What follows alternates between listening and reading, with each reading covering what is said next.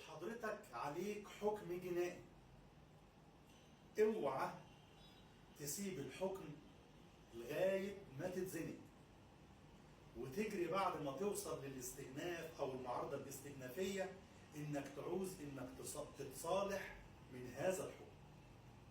انت اللي زنقت نفسك، وهتبقى تحت رحمة اتنين، تحت رحمة المشرع، ولن تجد لنفسك اي مخرج، لانك استنفذت ولاية المشرع او ولاية القضاء على هذا الحكم بالمعارضة الاستئنافية، وهتبقى تحت رحمة المجني عليه ان هو يتصالح معاك او ما يتصالحش معاك. فخد بالك من هذا الامر، اوعى تزنق نفسك. حضرتك عندك حكم، تعامل معاه بجدية.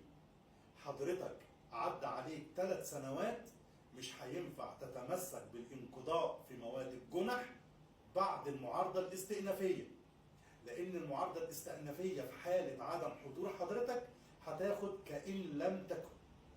معنى ده إيه؟ معناه إنك مش هتقدر تتمسك بالانقضاء.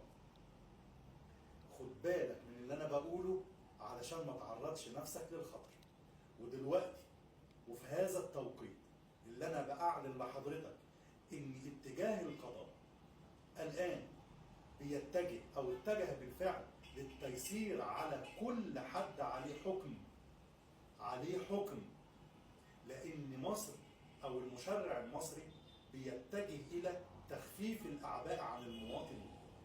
فحضرتك عندك أي مشكلة حاول إنك تحلها ما دام القضاء بابه مفتوح، وباب القضاء مفتوح لغاية المعارضة الاستئنافية.